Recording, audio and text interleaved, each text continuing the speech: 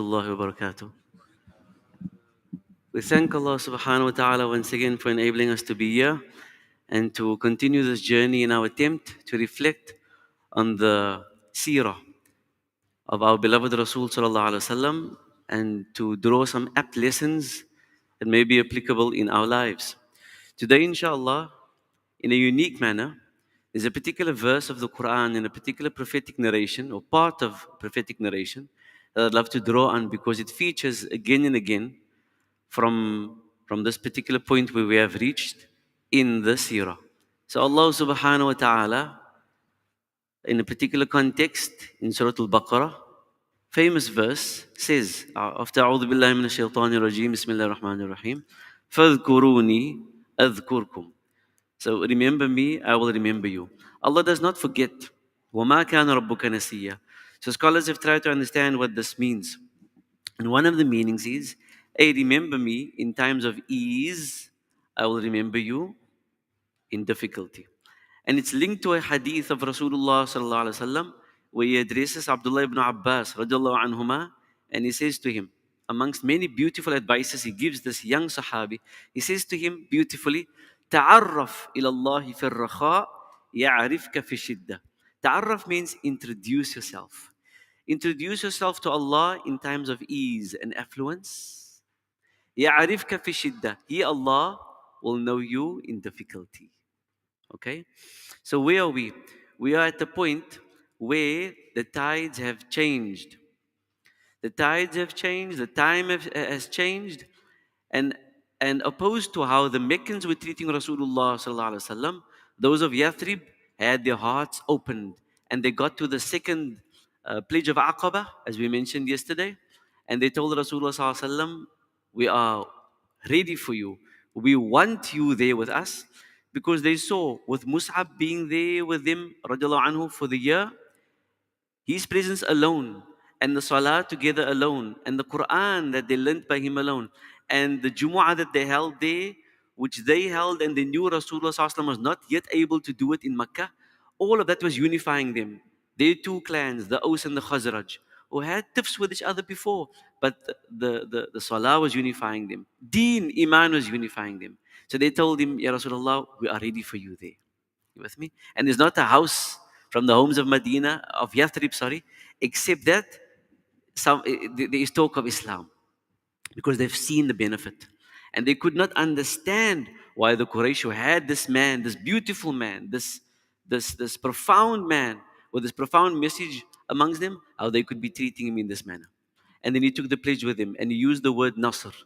He used the word Nasr. If I were to come to me, Tansurunani, you will help me. And that's how they got their name, the Ansar, the helpers. The Ansar is a collective term for those two clans, the Aus and the Khazraj, the inhabitants of Medina. The Ansar is one term for them both, one, unifying them. So, permission was granted, and Rasulullah sallallahu alaihi wasallam informed the Sahaba, and they started stealthily, under the cover of the night, leaving Makkah to Yathrib, and some of them first settled in Quba, because he gave some of them instruction. Before you enter Yathrib, find yourselves in Quba, because he was being divinely guided. And we know of the narratives, beautiful narratives, Abu Salama and Salama and their son Salama, who was born in Abyssinia before. They had returned to Makkah just at that time, and Nabi Sallallahu Alaihi Wasallam, they were of those who heard the message, and they wanted to what? They wanted to go to migrate to Yathrib, and they were split. Lots of things happened. The wife, her tribe kept her back, and the husband's tribe kept the child, and the husband was standing in the middle, not knowing what to do, and he told his wife, I will meet you. Allah will make a way out for us somehow, and I'll get you that side. So he left. She's alone by her family. Her son is kept by the husband's family. All these things Sahaba had to go through. After some time, they had some mercy on her, because she was crying every day and looking out to the deserts, not knowing what to do. And then they had some negotiation, and they left her. They gave her a son, and she stood there with a horse, not knowing where to move. And Allah guided. Different narrative. Uthman bin Talha. At the time, he wasn't a Sahabi yet, but he, with chivalry and true chivalry, he guided her to where her husband was, and He was commended by a husband, and later he features again because he was the keeper of the key of the Kaaba, this man who helped Salama. And Salama became, after her husband died, she was what became one of the wives of Rasulullah Sallallahu Alaihi Wasallam. She loved the husband so much, she told him that you have to promise me, if I were to die before you will not remarry. So he said, I promise you this. However, if I were to die before you, the husband Abu Salama, he says, if I were to die before you, I make dua that you get married to someone better than me. And she ended up receiving a proposal from Rasulullah Sallallahu Alaihi Wasallam.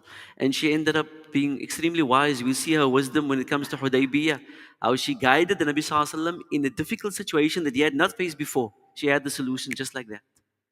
He consulted with her. But we're not there. We are when the Rasul Sallallahu Alaihi Wasallam now finally gets permission. Most of the Sahaba had migrated already. Most of them had migrated secretly, except for Umar. Umar went to the precincts and he made an announcement. He said, whoever wants their wives to become widows and the children to become orphans, face me now, because I'm going. They can do what they will. Anyway, but that was him. But then the Rasul Sallallahu Alaihi Wasallam gets permission. And it's at the time, and Allah protects him. And remember we said he was on another level of spirituality and awareness, an endowment, spiritual endowment after the Isra and the Mi'raj. It was at the time when the Quraysh, they noticed now, men Sarak missing, they're disappearing. And they realized now they had to do something. And they came to some wild conclusion that they have to take his life, Nabi Muhammad Sallallahu Alaihi Wasallam's life. But how are they going to do this?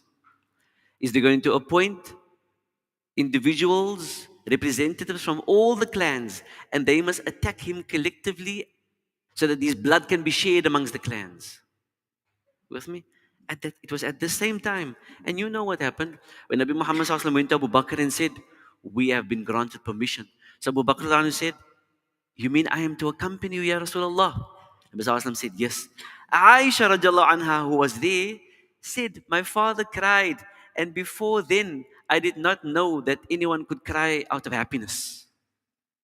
He was happy that he would accompany the Rasul on this mission of hope, this transition of hope, this journey of change. Because they all had heard now Yathrib wanted us there. They were waiting for us. They were practicing Islam already in open. There was no pressure. Even though they were Jews there and all, they had they had the authority and the freedom to do it. So the Muslims could not fathom this, and they were yearning for that space to be able to perform salah together, to be able to do a Jumu'ah, to be able to recite in public, to be themselves. They were under due arrest in Makkah. And you know what Nabi Sallallahu Alaihi Wasallam did guided by Allah subhanahu wa ta'ala, told Ali radiallahu anhu,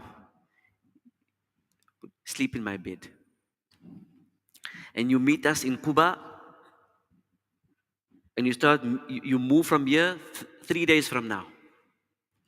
And in those 3 days, you have to return all these trusts.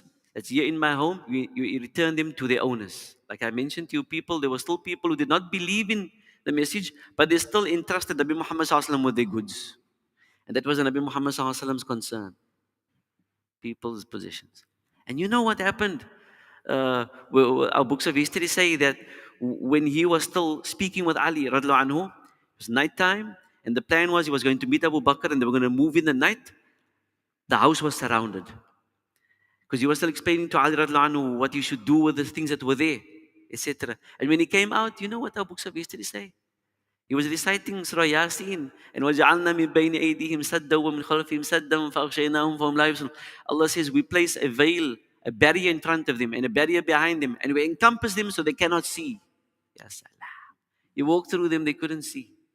You walk past them, they couldn't see. And Ibn Ishaq has a narration, Ibn Hisham as well, when Nabi Sallallahu Alaihi Wasallam, for whatever reason, took some sand and placed it on their heads. And they fell asleep. And some of them say they entered and they found Ali. Others say they fell asleep, they woke up in the morning and Ali came out and woke them up. Say, what you say, I was sleeping there, etc. There are various narrations, but the point is, Allah protects. فَذْكُرُونِي أَذْكُرْكُمْ. And the most profound is what? That they took a journey, not directly north.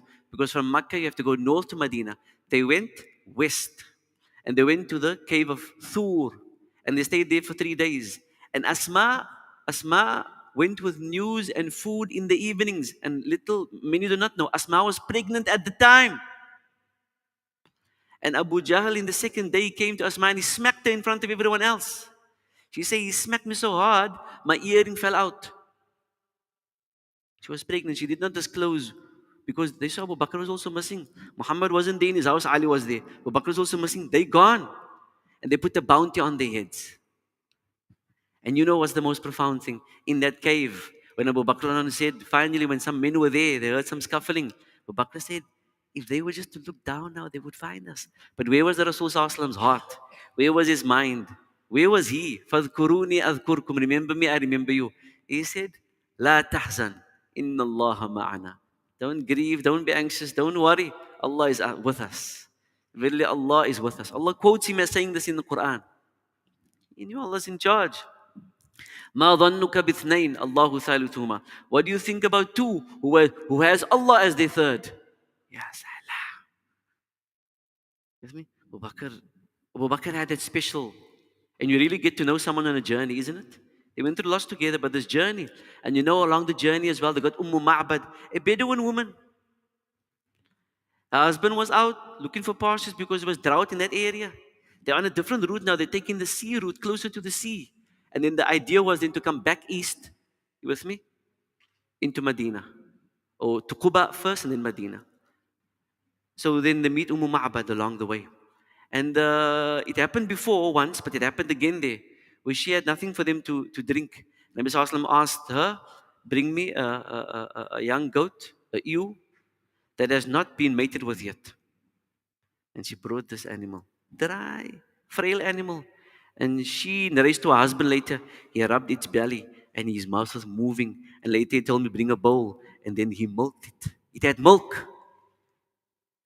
He drank, Abu Bakr drank, she drank, and it was left. Her husband, when he came back, she informed him of the aura of this man, the beauty of this man, and how his companion was with him, etc. And they had Fuhaira. Fuhaira was a free slave of Abu Bakr. He was also guiding them in the desert. The three of them. Huh? He formed some poetry, Abu Ma'bad. And what passes by, those who passed by a day or two later, they would hear of his poetry. And they realized by his poetry that Muhammad is the one who was here. And that poetry spread, and the Meccans came to realize only later that the route that he had taken. That's the second thing. The third thing is this. There's a Sahabi. I'm going to say his name at least once, radiallahu anhu. We don't normally hear about him. His name was Suraka. He was a bounty hunter. Suraka bin Malik. Radiallahu anhu ardah. Right? He was a bit wise. He was seeing what was happening in Makkah. And he saw how the Quraysh were panicking. And the bounty was increasing. By the third day, the fourth day, the bounty was increasing. So he was waiting for the right time when the bounty reached a particular point. And he was getting news. They tried this route. Tried that route. No tracks there. Tried that route. So he's thinking to himself, not telling anyone, the only route they're not checking is that route. Where no one would go. You with me? And he then decides on a particular day to move alone. And then he narrates himself. He gets to a point where he sees the Rasul Abu Bakr. And he sees there. But he can't reach them yet. And he says it's hard ground and he knows that ground. And he says the hooves, his horse's hooves, sinks into the ground. And he calls out and he struggles to get off and he struggles to get his animal up.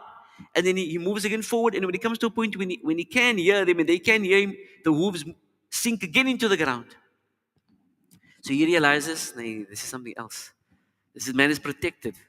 فَاذْكُرُونِي أَذْكُرْكُمْ لَا تَحْزَنْ إِنَّ اللَّهَ مَعَنَا. This man is an experienced bounty hunter. He knows how to handle people and things. And it's his livelihood. So there's a conversation between them. And he agrees.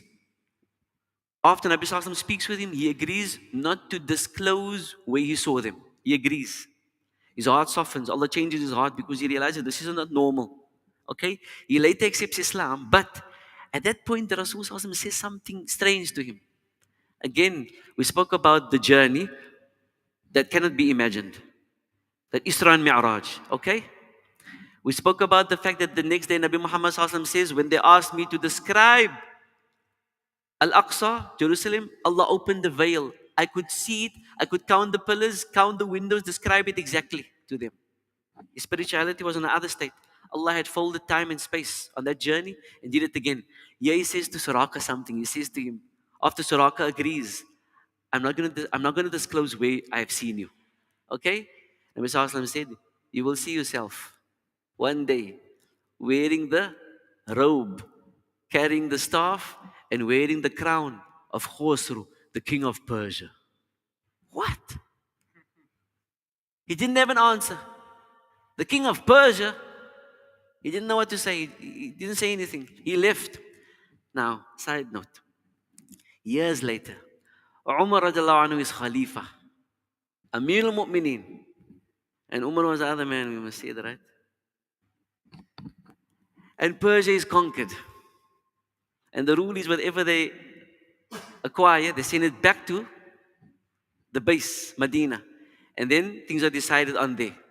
And amongst what is sent back from Persia is the king's robe, Khosru's robe, and his crown and his staff. Umar says, stop. Tells the Sahaba, stop. He says, where's Suraka bin Malik? Where's Daiman? And they call him. And he says, yes. Umar says, stand. So they're all watching now. This is not theatrical for them. Umar gets up and he puts the robe on this man. He gives the man the staff. He puts the crown on the man's head. He tells the man, look here for us. And the man struts up and down, and the Sahaba giggling and laughing.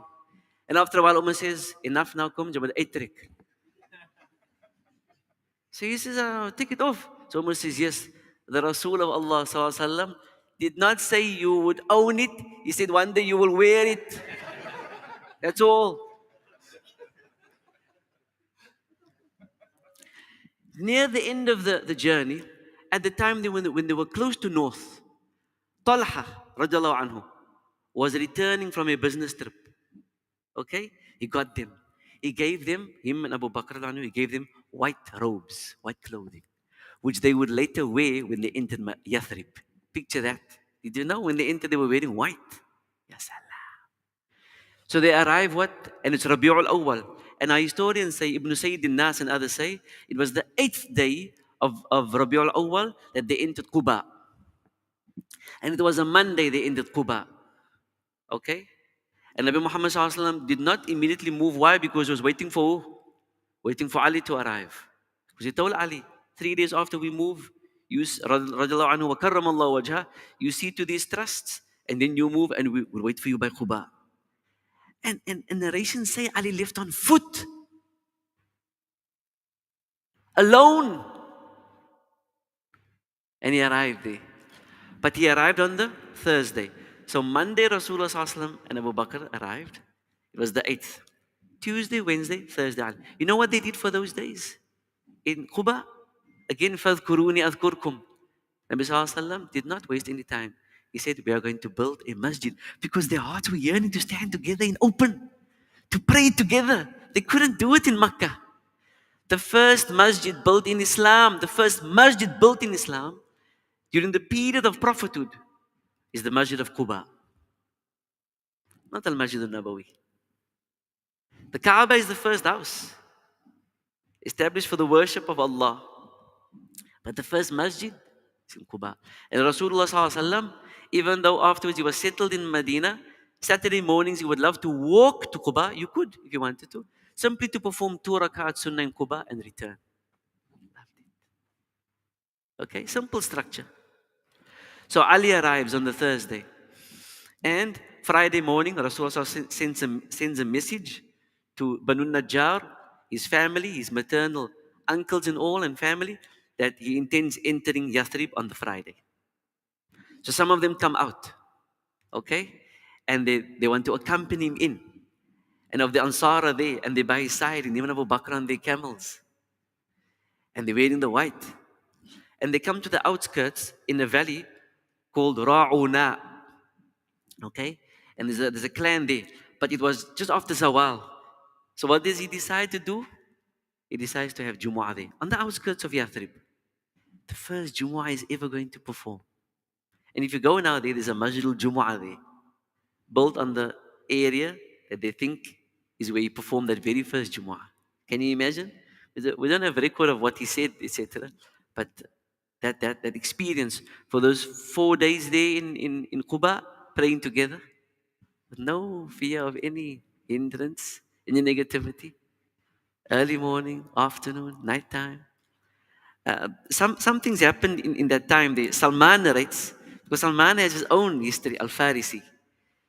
Um, I'm gonna say something now, doctor. But our books of history say that Salman lived for about 250 years.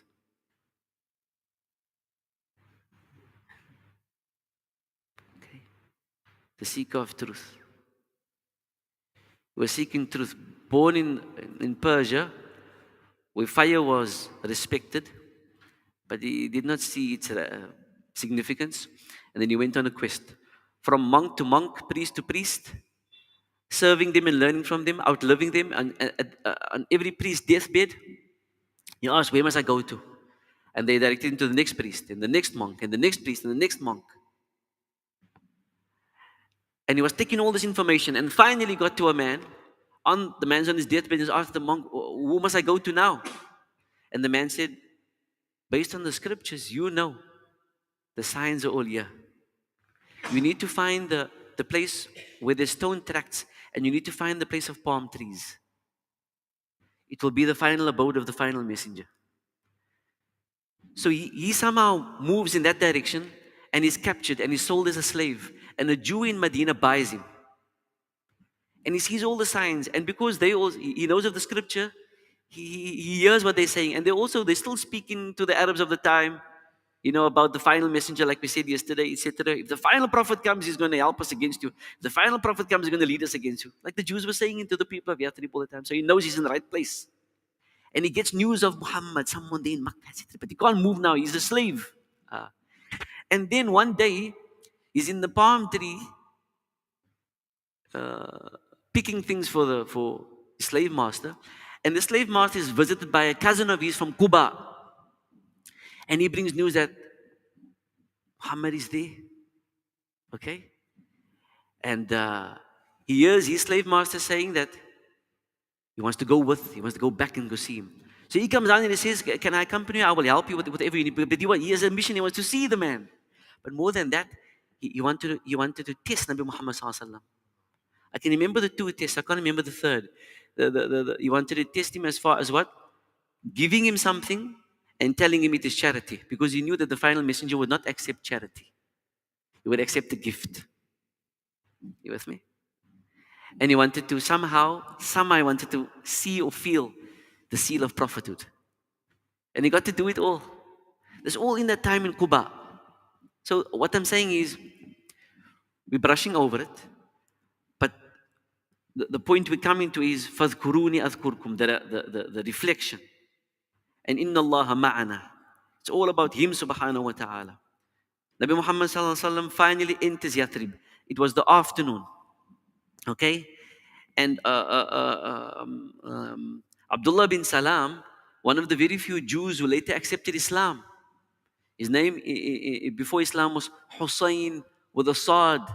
Hussein, like a small fort from Hisn. Now, he was a rabbi and all, and he accepted Islam. And he narrates, I went with everyone else, okay, to see him. And when I saw him, I knew it was not the face of a liar, anyone of falsehood. And in the rest of the very first words here, he remembers Nabi Muhammad sallallahu alaihi wasallam addressing the people in Medina was, Ayyuhan nas, O people, afshu salam, spread peace, wa at'imu ta'am, and share your food, wa silul arham, and join family ties, and then wa sallu bil layli wan nasu niyam, and pray at night whilst others may be asleep. Fadhkuruni adhkurkum. Pray at night whilst others are asleep. Tadkhulul jannata bi salam. You'll enter the garden in peace. Simple words. Huh? Spread peace. Share what you have. Join family ties. Pray at night, especially when others are maybe, unmindful. You'll find peace. And then Abu Ayyub al-Ansari, the host, etc. The camel was instructed, etc., etc. That first year is significant.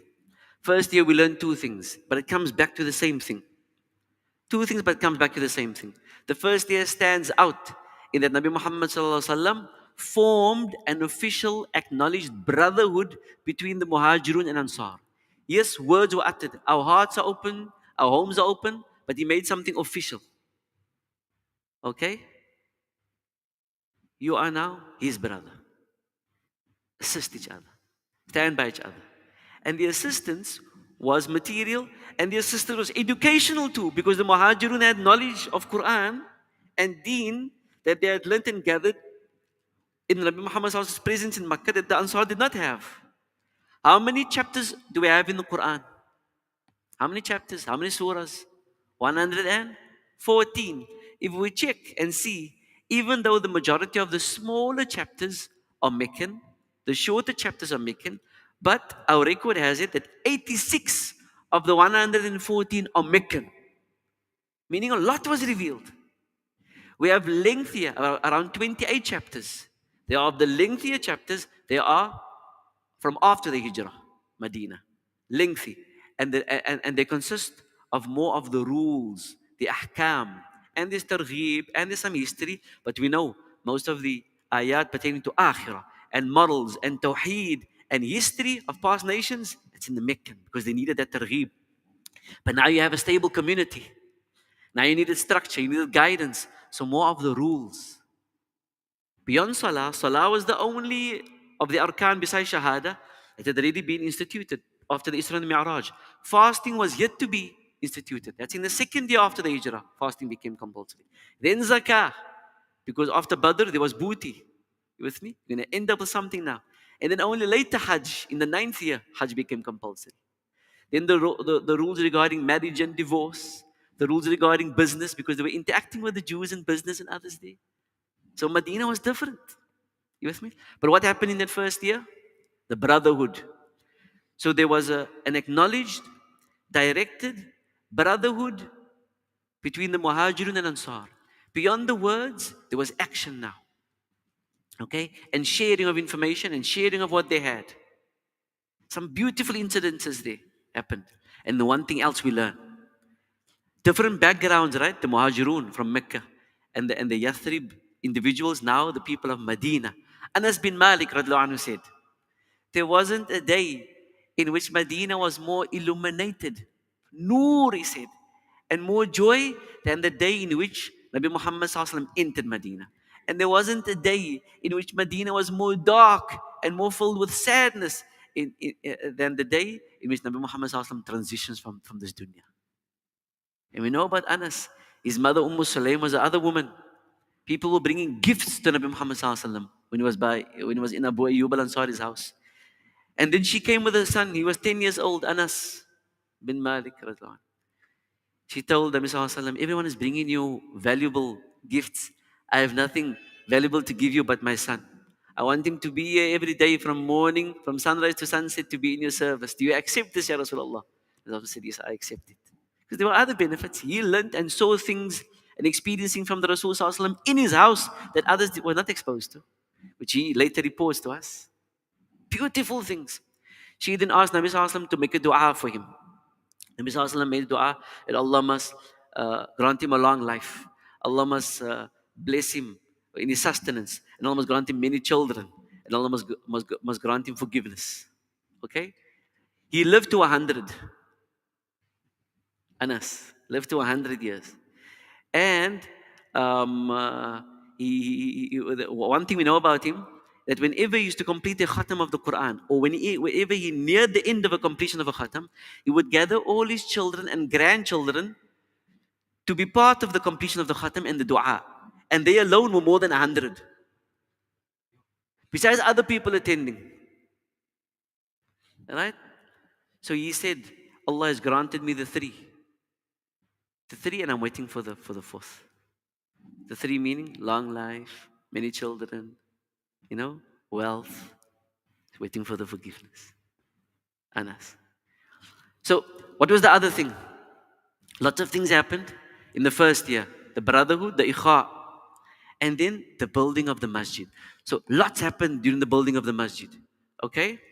But what we learn from the activity, the Meccans were different in how they handle things. The people of Yathrib, Medina now, the Ansar were different in how they handle things. But there was a unified effort. They were doing something physically that unified them, that brought them even more together. We may differ in our backgrounds, may differ in our traditions and our cultures, may differ in our ideas, but we can work together. There has to be a common goal and the sense of achievement. In the end, nothing material can give you that. Together. And then they stood side by side in something that they erected together. You with me? There was one companion. Up until today, there's about 5 opinions as to what his real name is. Why I say real name? Because he was what? They used to knock rock from a particular point, and they had to carry the rock from one point to another point. And then used to build using that rock. Okay? So they loaded a piece of material and they put it on his back, and he was crouched. So Nabi Sallallahu Alaihi Wasallam saw him. And besides, I must tell you, the Rasul Sallallahu Alaihi Wasallam himself used to carry off the rock. He didn't stand and manager like some man. With me. No, he himself was there. In the trenches, like they say. But then he saw the Sahabi crouching. So he told him, Ihmil fa innaka safina. Carry it upright because you are a ship. Which was a unique thing to say. But the point is, when he dropped, when he got to the point where he had to offload, he announced, he says, from today, no one must call me by my name. But no one knew his name. He just came. No one must call me by my name. From today, you must all call me Safina. Because Nabi Sallallahu Alaihi Wasallam said, I'm a Safina. Alright? So in a hadith, he narrates some unique hadith. In hadith, they would say, An Safina, radiallahu anhu. And later in his biography, if we check his biography, later in his life, Safina ended up being on a Safina, on a ship, on one mission. And they were caught in a storm. So we look region-wise, they were caught in a storm. So Red Sea or Mediterranean, okay? They were caught in a storm and they were washed ashore. So it's North Africa. And they came to hear, they came to hear a roar, lion's roar for the first time. And have you ever heard a lion's roar from close, from nearby? It feels as if the ground trembles. It's like these boosters, some of these characters you want you to hear when they drive past you, the windows shake. A lion's roar is something else up front. Your heart trembles. So everyone retracted except him. He's curious because Allah's Rabbul Alameen. And whatever's making this sound is Allah's creation. I want to see. You with me? And the biography says he got to a point, they followed him. And he drew closer to the sound. And when he came and the thing was in the view, he called out and greeted, Assalamu alaikum wa rahmatullah. And he said, I am Safina, Sahabiyu Rasulillahi sallallahu alaihi wasallam. I'm Safina, I'm a companion of Rasulullah sallallahu alaihi wasallam, and we mean you no harm. Ya salam. He said, direct us to drinkable water, and we promise not to harm you or any animals here until we are saved. They said the thing was confused. And the thing then turned around and walked the other way, and he said, was followed them. We move after this thing. And the thing led them to pure water, clean, drinkable water. So he said, we stand by my word. We're not going to slaughter any animals. We live off the fruits and the vegetation until we are saved. Safina. Look at that yaqeen. Everything's in Allah. Fadhkuruni. Remember me, I remember. Allah's with us. They didn't fear. Yes, Allah. So then what? First year. Many other things, highlights that stands out that we can learn from. The highlight of the second year. Okay, another highlight of the first year is this. The Jews were there now. And Allah revealed other ayat that there was another group amongst them. Okay? There were maybe Arabs who still didn't want to believe, but the majority of Yathrib were opening their hearts to Islam. So they were believers. There may have been some disbelievers. The Jews were there, acknowledged they were openly Jews, and Nabi Sallallahu Alaihi Wasallam called him to Islam. They said, no, we will stay by our ways. So he said, then okay, then we sign some treaties. We live in peace. We do business with each other, number one. Okay, we live in harmony. And if we come under attack, because he did not know what to expect from the Quraysh. Things were unsettled. He had escaped their clutches. And he knew that they would consider this a sign of weakness, and they did not want to look weak in the eyes of the peninsula. So he had scouts around Medina observing and getting news from passing by caravans as to anything that's developing from Makkah side. They were living in it was a different scene politically. But he told the Jews, let's sign some treaties. And if we find ourselves having to defend ourselves, we agree to stand together. So they signed. There were 3 clans: Banu Nadir, the Qurayza, and Qaynuqa'. It also happened in the first year. And we learn from that. But who's the 4th group? The believers, disbelievers, the Jews. Allah discloses in the Quran that in Medina there were munafiqun. They were hypocrites. The Rasul ﷺ did not deal with the like before. Because those who accepted Islam in Makkah, through the tests and the difficulties that they had to face, were true in what they claimed. Because they could have given up at any time. Through those years of trial and tribulation, through the boycotts, etc., 3 years, they could have. But here, it's a different space. One man, an extremely charismatic man, they say, an extremely eloquent man, they say just around that time, before the Hijrah, he was building himself up, like campaigning, as if between the Aus and the Khazraj and the Jews, to become somewhat of a governor of Yathrib. He was campaigning and he was winning ground. But the moment Nabi Muhammad ﷺ stepped in, there was as if unspoken agreement that this is the man. His presence united all. And from afar, they revered him. And from near, they loved him. From afar, they revered him. And from near, they loved him. Sallallahu Alaihi Wasallam. So this man, who had worked his way towards some space of authority, lost that position. So diplomatically, because he was clever, he said, I'm with you. But from within he tried to, and Allah exposes him in the Quran. From within he tried to cause some, havoc and separation. Between the Aus and Khazraj and other occasions too. His name was Abdullah bin Ubay bin Salul. And he later became known as the head of the Munafiqun.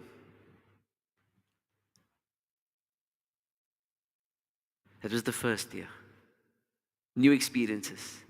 Second year, fasting became compulsory. The Kaaba shifted, the Qibla changed in Sha'ban from Jerusalem to Makkah. So historians say from the Hijrah, for about 16 months, Rasulullah ﷺ and the Sahaba had to face Baytul Maqdis. In Sha'ban, and if you work it out from Rabi'ul Awwal when he entered, and I didn't mention this, but what day was it when he entered Quba? A Monday. What date of Rabi'ul Awwal? The 8th. And what day did he enter Yathrib? The Friday. He was made Jumu'ah just on the outskirts. So Monday was the 8th. 9th, Tuesday. 10th, Wednesday. 11th, Thursday. 12th was the Friday. Again, 12th Rabi'ul Awwal. And if you look 16 months from there, it's around Sha'ban. In the next year, Qibla changed. And you know, قَدْ نَرَى تَقَلُّبَ وَجْهِكَ فِي السَّمَاءِ. We saw you turning your gaze to the sky, etc. فَلَنُوَلِّيَنَّكَ قِبْلَةً تَرْضَاهَا. We are going to redirect you to a Qibla, a direction which you will be pleased with. It was to please the Rasul Sallallahu Alaihi Wasallam. The Kaaba was still surrounded by idols, but they were not by it now. They could face it from a distance. It was difficult facing it when there were idols around it and in it and on top of it, but now from a distance. You with me? And there Majlul Qiblatayn comes in the picture. They were busy performing Salah and the news came, and in the Salah they turned. You with me? Qiblatayn. And then in the Sha'ban itself, fasting became compulsory. So now what's the month after Sha'ban? Ramadan.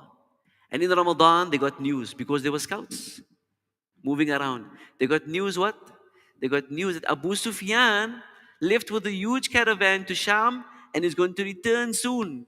And they got some information that he actually was dealing with some of the things that the Muslims had left behind. So it's their right. So they wanted to waylay his caravan to simply claim of their goods, of their property back. But Allah wanted something else. And you know what it ended up being. They were ill-equipped, 313 of them. Abu Sufyan also witty, because he also had scouts. He would ride, but he had mana ahead of him, mana behind, mana on the sides. They were trained in survival in the desert. So he got woof of what? That Muhammad sallallahu alaihi wasallam, Muhammad and of his men are coming and they want to block me. So he redirected himself and he sent a fast runner through to Makkah to inform them, I'm here exposed. Muhammad them are coming from Medina. You guys have to come and help. And Abu Jahl them in Makkah, they had been trying to think of how they could get to the Muslims, and this was their time. Not in the city, because they did not know. They also tried to send spies. They tried to send people in to get to know what was happening in Yathrib. What was happening in Medina. They were itching to know. But now this was an opportune moment to get him outside of the city, exposed. And Nabi Muhammad sallallahu alaihi wasallam and them, when they got to a point, when they realized now, they were also exposed because they got news now the Quraysh were coming and Abu Sufyan is long gone and Medina is exposed. Had they gone back to Medina, you with me? Somehow with the distances, the Quraysh would have reached Medina before them. Somehow, so they had to face them here. Okay? And فَاذْكُرُونِي أَذْكُرْكُمْ لَا تَحْزَنْ إِنَّ اللَّهَ مَعَنَا comes again and again. Why? Because Allah made it such. I mean, it's now a matter of defense. They did not intend to fight, but they had to face them. 1,000 strong, who were equipped. Okay? Allah says, إِذْ يُغَشِّيكُمُ النُّعَاسِ. A deep sleep overcame the Sahaba that night. Allah granted them a sleep. Deep sleep. Just to restore whatever they had lost. Because along the way, some of them were fasting. That's another thing. Ramadan. And Nabi Sallallahu Alaihi Wasallam gave some of them permission. If you feel you can't fast, eat. Some of them still fasted. And there's one Sahabi, Khawwat, who fell and he hurt his leg. And Nabi Sallallahu Alaihi Wasallam said, you'll have to go back because you're going to be a liability. All these things happened. Lots of things happened. But he did not sleep for that night. Sallallahu Alaihi Wasallam. He spent the entire night in ibtihal, calling out, praying to Allah. Abu Bakr al-Anhu was one of the first who woke up in the morning, finding Nabi Sallallahu Alaihi Wasallam praying with his hands up high, standing in prayer, pleading the entire night. And he went to him and said, Hawwin ala nafsik. Be gentle with yourself. Be gentle. His shawl had fallen, he didn't even realize it was. Allah caused rain to come also through that night. And Allah says what? وَلَقَدْ نَصَرَكُمُ اللَّهُ. Allah had indeed helped you all. بِبَدْرٍ at Badr وَأَنْتُمْ أَذِلَّةٌ. Whilst you were undermined. You were lowly. They didn't think much of you. فَاذْكُرُونِي أَذْكُرْكُمْ. Sahaba narrate, and you know, Sahaba narrate, there were times when they were aiming for a guy, and as they're aiming, the guy falls. Ya Salah. Sahaba say in their ranks they saw mana, who they did not know, but they were with him. Mana with green turbans. Allah says we sent thousands of angels. أَلَا يَكْفِيَكُمْ أَن يُمِدَّكُمْ رَبُّكُمْ بِثَلَاثَةِ آلَافٍ. 3,000. Allah says, no, but Rabbala, if you have patience and you do what Allah wants, يُمِدُّكُمْ بِخَمْسَةِ آلَافٍ. We send 5,000 angels. وَمَا النَّصْرُ إِلَّا مِنْ عِنْدِ اللَّهِ. But help will not be achieved and does not come except from Allah. 313, ill-equipped. Most of them on foot. With 1,000 that were well-equipped, trained and all. And before the battle, Nabi Sallallahu Alaihi Wasallam, again, like I said, what? His spirituality and his vision and all. He walked on the battlefield and he said, Abu Jahl is going to be laying there. So-and-so is going to be laying there. This is before it happened. So-and-so is going to be laying there. And lo and behold, the next day, they were found slain on those exact same spots. And you know what he did afterwards? You know what we have to end with this. You know what he did afterwards? When they dug, because they still respected the bodies. They dug a huge hole, and all the mushrikoons' bodies were placed in there. And before it was covered, Nabi Sallallahu Alaihi Wasallam called out to them by their names. And he asked them, have you found what your Lord promised you to be true? Call them out by name. And Umar comes to him and he says, Ya Rasulullah, you speak to them, wahum jifa. You speak to them and they are corpses. So Nabi Sallallahu Alaihi Wasallam said, Umar, they're able to hear they're able to hear me better than you. Except we can't hear them answering. Huh? But Allah helps. فَاذْكُرُونِي أَذْكُرْكُمْ لَا تَحْزَنْ إِنَّ اللَّهَ مَعَنَا. We have to remember Him subhanahu wa ta'ala. You are here, we are here in this month to develop this taqwa again and again, to be more aware. It's about فَاذْكُرُونِي أَذْكُرْكُمْ. We're not of those who sincerely make dua only when we have needs. No, we make dua because we realize He knows our needs. We make dua because it's sweet to communicate with Him. It's beautiful to communicate with Him. We communicate with Him even when everything's fine because we know He loves it. We communicate with Him. Not only when we need, now we want to turn to Him sincerely. Always, فَاذْكُرُونِي. Remember me in times of ease. Introduce yourself to Allah in times of ease. He will know you in His time. You won't need to raise your hands then. But if you do, it's even more for you. وصلى اللهم وسلم وبارك على نبينا محمد وعلى آله وصحبه أجمعين وسلام على المرسلين والحمد لله رب العالمين. السلام عليكم ورحمة الله وبركاته.